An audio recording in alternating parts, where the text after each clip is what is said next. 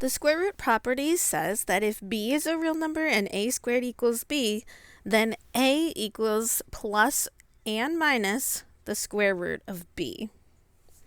So let's use this to solve equations using the square root property here. So if x squared equals 45, then we can square root both sides, such that leaves the radicand on the left side, but then that plus or minus is on the right.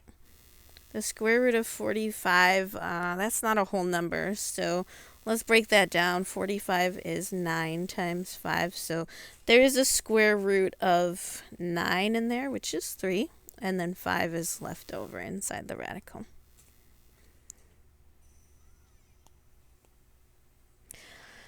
For number 2, then, 5x squared minus 55 equals 0. I can't use the square root property yet because I don't have this setup where there's just a square on one side. So I need to isolate the square. That's my first order of business here. So that means this number term has to go. I'm going to opposite that so that I have just 5x squared on the left, and 0 plus 55 is 55. And it's still not isolated because if I take the square root, I've got a square root of 5, which is no, not something I want. So let's divide 5 from both sides so that we have just x squared on the left, and 55 divided by 5 is 11. Now that the square is isolated, I can go ahead with that square root property, so I have just x on the left side. Don't forget the plus and minus on the right then. So square root of 11, 11's a prime number that can't be simplified.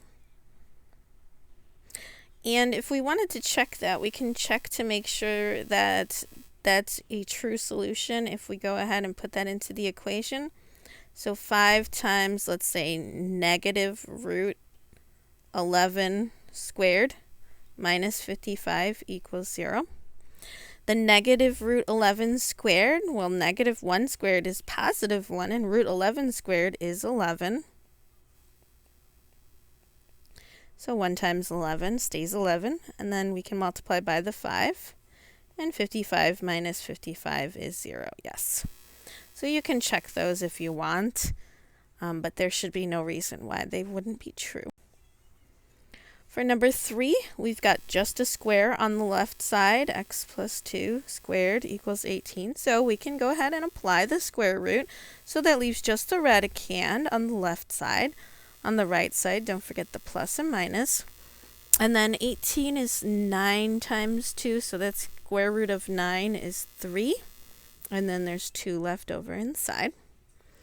And you'll notice that we haven't solved for x yet because there's this plus 2 here. So we need to opposite that 2 from both sides of the equal sign.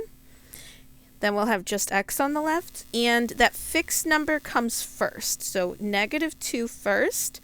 And then we'll be adding and subtracting 3 root 2 from that fixed number, negative 2.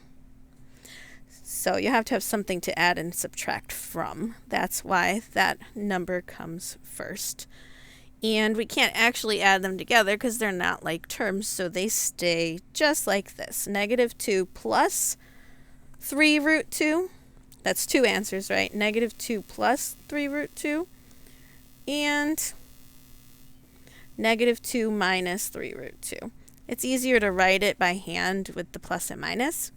But you could separate those 2 answers if you wanted to, especially if the homework asked you to separate them with like a comma between them. Okay. For number 4, this square is isolated. That's the only term on the left side. So that means we can go ahead and use the square root property. So that leaves just the radicand on the left side, plus or minus on the right.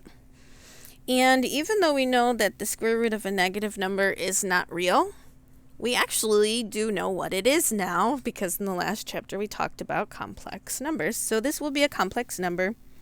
We can break that up into the square root of 4 times the square root of negative 1 by the product rule.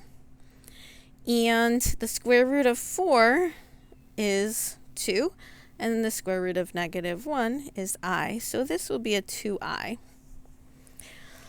All right, we haven't quite solved for x yet because there's other things going on here, operations. So we need to undo these. Let's add 1 to both sides first, so that 3x equals, put the positive 1 first, and then the plus minus 2i.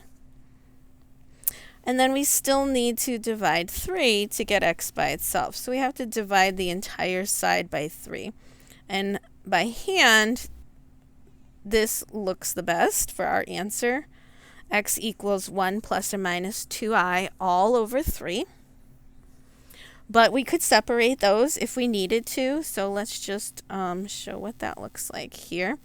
If we were to first do 1 plus 2i over 3, then that could be further separated so that those are separate terms, 1/3 plus 2/3 I.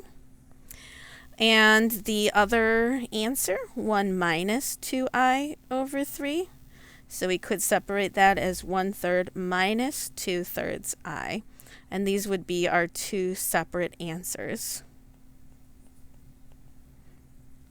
If we needed to put this into, say, the homework program for answers with a comma between those, then that's fine. But by hand, it looks easier and simpler in this form. But they're both equivalent.